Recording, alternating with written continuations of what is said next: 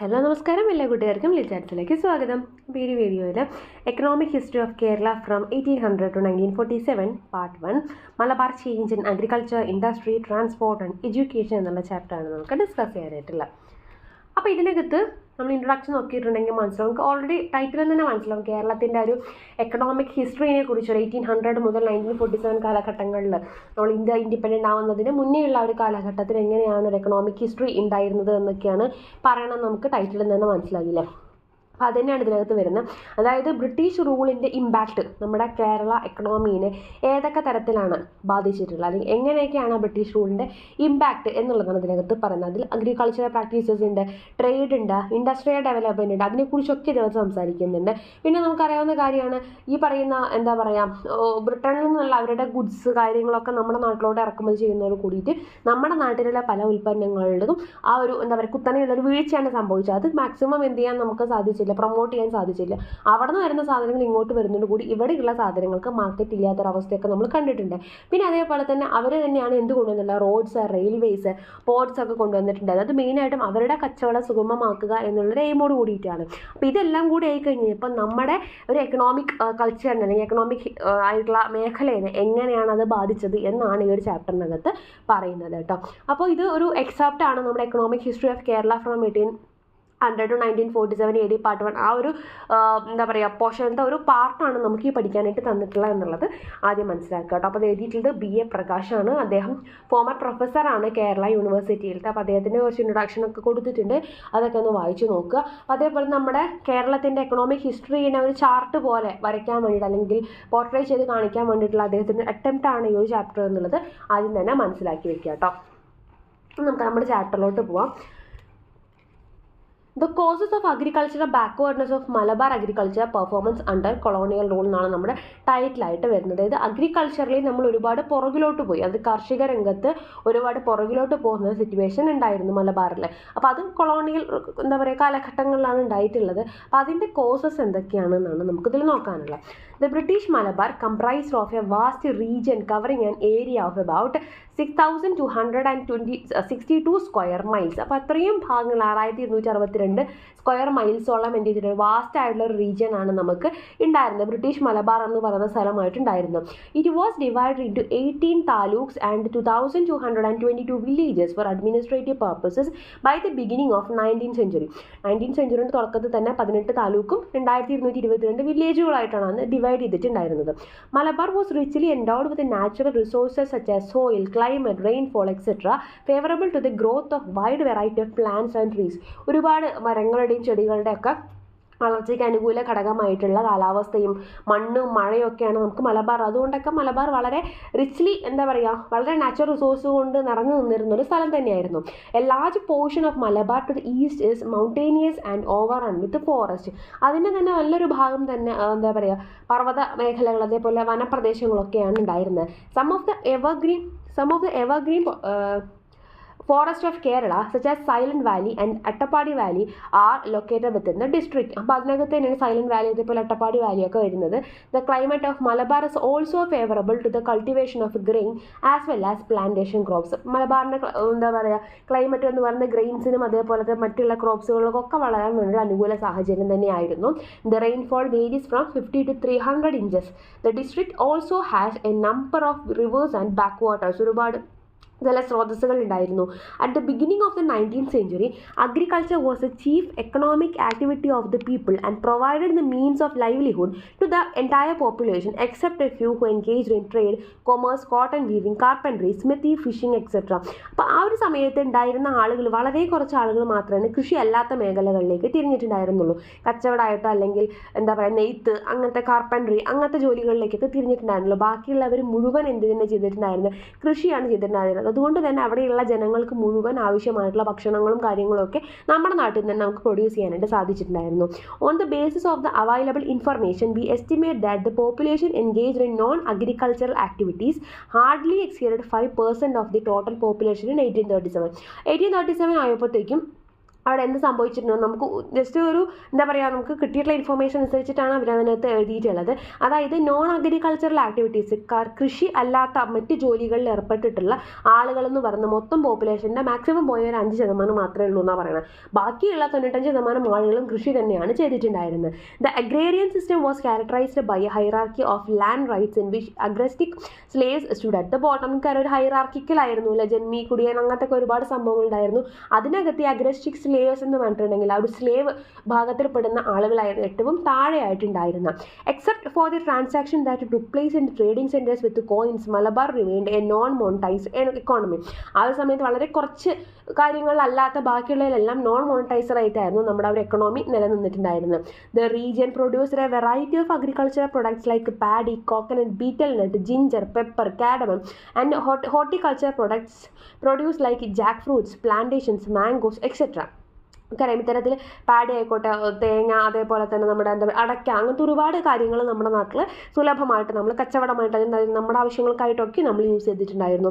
Among these products important items exported were pepper, coconut products, betel nut, cardamom and timber during the first decade of the 19th century. 19th centuryയുടെ ആദ്യ ഭാഗങ്ങളിലൊക്കെ ആയിട്ട് മെയിനായിട്ടും ഉണ്ടായിരുന്നു pepper, coconut അങ്ങനത്തെ സംഭവങ്ങളൊക്കെ ആയിരുന്നു മെയിനായിട്ടുള്ള സംഭവങ്ങൾ. Pepper was a single largest export earner among the products exported and accounted for about 45% of the total value of exports from Malabar in 1804. അപ്പോൾ 1804 കാലഘട്ടങ്ങളിൽ മൊത്തം എക്സ്പോർട്ട് ചെയ്തിരുന്നതിൽ 45% വന്നിരുന്നത് പെപ്പർ തന്നെയായിരുന്നു. Pepper was known as a black gold of Malabar and the power struggles waged by the Portuguese, Dutch and English in this region were primarily with objective of monopolising the pepper trade. കുരുമുളകിനെ നമ്മൾ എന്താ പറയുക, കറുത്ത സ്വർണ്ണം എന്നൊക്കെയല്ലേ പറയുക. അപ്പോൾ black gold of Malabar എന്നാണ് അത് അറിയപ്പെട്ടിട്ടുണ്ടായിരുന്നത്. മാത്രമല്ല ഈ ഒരു എന്താ പറയുക പെപ്പറിൻ്റെ പേരിൽ ഈ പെപ്പറിൻ്റെ മേലുള്ളൊരു മോണോപ്പൊളി കിട്ടാൻ വേണ്ടിയിട്ട്, അതായത് അവർ മാത്രമേ കച്ചവടം ചെയ്യാൻ പാടുള്ളൂ, വേറെ ആർക്കും പെപ്പറിൻ്റെ മേൽ അധികാരം ഉണ്ടാവരുത് എന്നൊരു ഐഡിയ വെച്ചിട്ടായിരുന്നു ഈ പറയുന്ന പോർച്ചുഗീസുകാരും ഡച്ചുകാരും ഇംഗ്ലീഷുകാരും ഒക്കെ അവിടെ വന്നിട്ടുണ്ടായിരുന്നത്. Originally pepper was cultivated only in the 2 taluks of Malabar, Chirakkal and Kottayam. മലബാറിൽ 2 താലൂക്കിൽ മാത്രമേ ആദ്യത്തെ കൾട്ടിവേറ്റ് ചെയ്തിട്ടുണ്ടായിരുന്നുള്ളൂ. The composition of exports changed during the first 3 decades of the 19th century, and by the end of the 1830s, pepper ceased to be the largest export earner of Malabar. Coconut and coconut products like copra, coconut oil, coir and coir products were the second important certain items exported from Malabar. രണ്ടാമതായിട്ട് അവിടെ നിന്ന് export ചെയ്തിരുന്ന ഏറ്റവും main സംഭവം എന്ന് പറയുന്നത് coconut related ആയിട്ടുള്ള സംഭവം, കൊപ്ര, കയർ അങ്ങനത്തെ സംഭവങ്ങളൊക്കെ ആയിരുന്നു. By the 1840s, coconut and its products emerged as a largest export earner for Malabar. പിന്നീട് അതെന്തായും മാറി, സെക്കൻഡ് പൊസിഷനിൽ നിന്ന് ഫസ്റ്റ് പൊസിഷനിലേക്ക് തന്നെ കോക്കനട്ട് മാറുകയാണ്. Coconut cultivation was largely concentrated in the coastal regions. മെയിനായിട്ടും തീരപ്രദേശങ്ങളിലൊക്കെ ആയിരുന്നു കോക്കനട്ട് കൾട്ടിവേഷൻ ഉണ്ടായിരുന്നത്. Coconut cultivation had not spread to a significant extent in inland regions because of lack of adequate irrigation and the consequent lower yield of trees. കാര്യമായിട്ട് വിളവ് കിട്ടാത്തതും അതേപോലെ തന്നെ ലാഭമില്ലായ്മ, അതേപോലെ ആവശ്യത്തിന് ജലസേചനം കാര്യങ്ങളൊന്നും കിട്ടാത്തത് കൊണ്ട് തന്നെ പല സ്ഥലങ്ങളിലും കോക്കനട്ട് കൾട്ടിവേഷന് കാര്യമായ ഒരു സിഗ്നിഫിക്കൻസ് കിട്ടാതെയും പോയിട്ടുണ്ടായിരുന്നു. Rice was a staple food of people and the principal agriculture produce. നമുക്കറിയാം നെല്ല് എന്ന് പറയുന്നത് എന്താണ്, നമ്മുടെ മെയിൻ ഭക്ഷണമാണ് അല്ലേ. നമ്മളെ സംബന്ധിച്ച് ഏറ്റവും ഇമ്പോർട്ടൻ്റ് ആയിട്ടുള്ള ഭക്ഷണമാണ് ചോറ് എന്ന് പറയുന്നത്. അതുപോലെ തന്നെ ഏറ്റവും അഗ്രികൾച്ചറൽ ആയിട്ടുള്ള ഒരു എന്താ പറയുക ഇമ്പോർട്ടൻ്റ് ആയിട്ടുള്ള പ്രൊഡക്റ്റ് കൂടിയായിരുന്നു rice. Rice was cultivated mainly in low lying wet lands and cultivation was mainly dependent on the monsoon. നമുക്കറിയാം താഴ്ന്ന പ്രദേശങ്ങളിലും നനവുള്ള പ്രദേശങ്ങളിലാണ് നമുക്ക് നെല്ല് കൃഷി ചെയ്യാറുള്ളത്. മാത്രമല്ല മൺസൂൺ കാലഘട്ടങ്ങളൊക്കെയാണ് അതിന് അനുയോജ്യമായിട്ടുള്ളത്. Traditional methods of cultivation were used for cultivating paddy. Traditional ആയിട്ടുള്ള മെത്തേഡുകൾ തന്നെയാണ് യൂസ് ചെയ്തിട്ടുള്ള വയലിലൊക്കെ. The land was ploughed several times with the help of wooden ploughs and young plants of paddy were transplanted.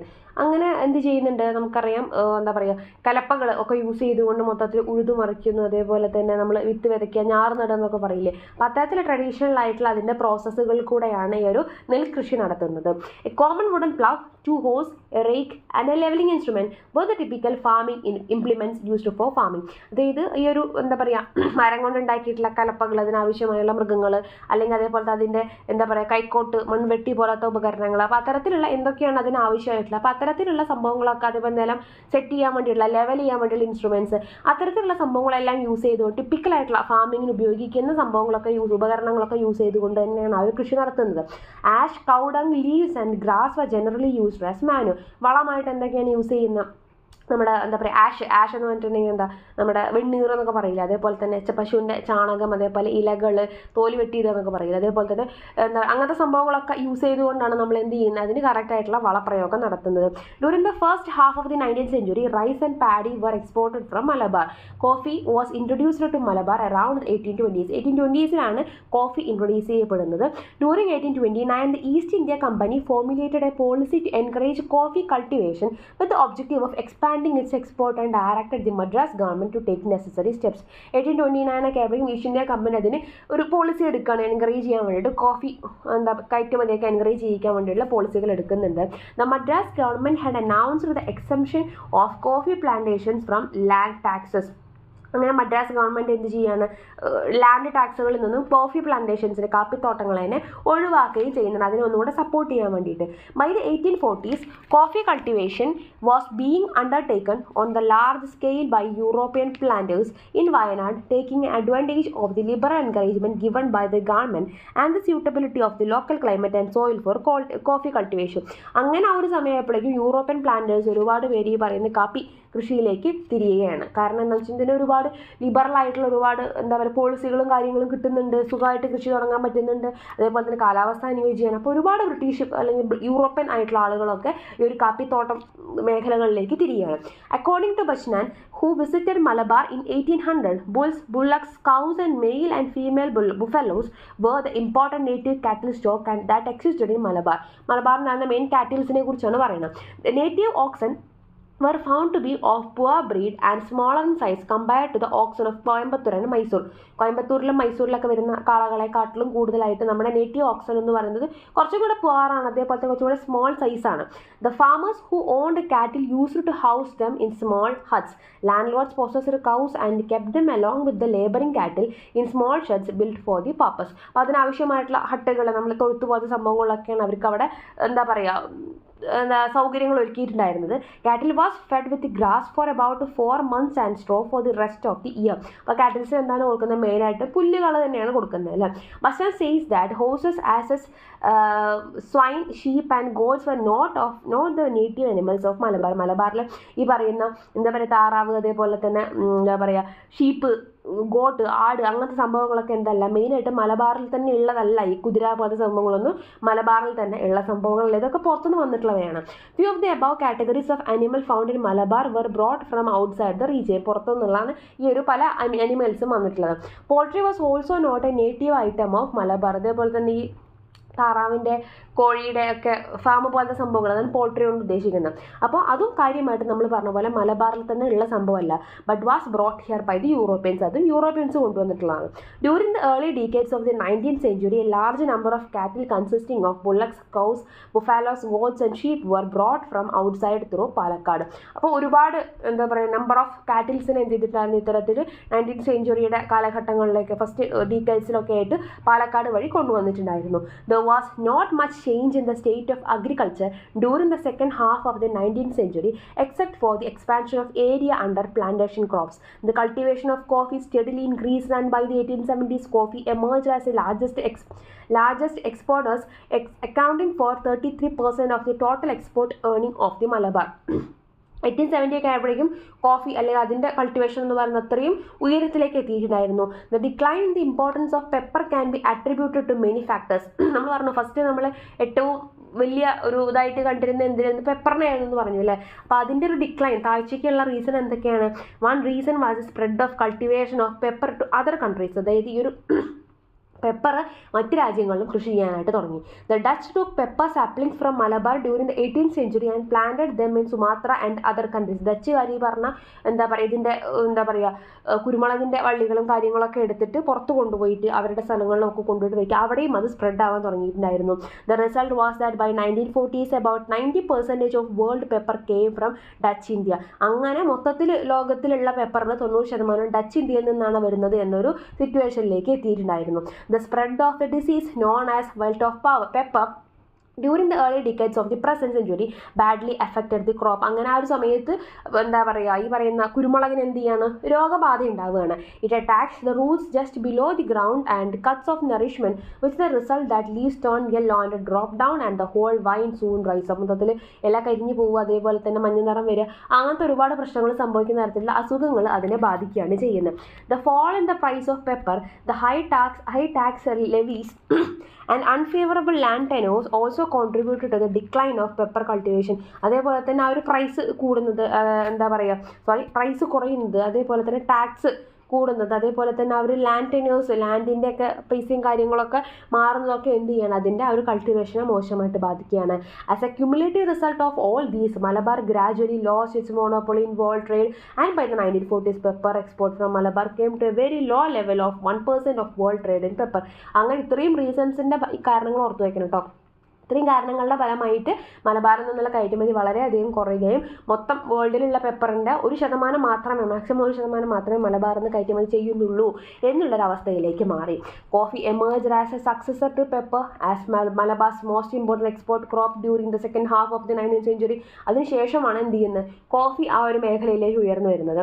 Further Malabar and exporter of rice during the first part of the 19th century began to import large quantities of rice after 1860. അങ്ങനെ റൈസും ഈ പറഞ്ഞ large quantities ആയിട്ട് export ചെയ്യാൻ തുടങ്ങുകയാണ്. By the 1870s paddy, rice and other grains accounted for the bulk of the total value of imports.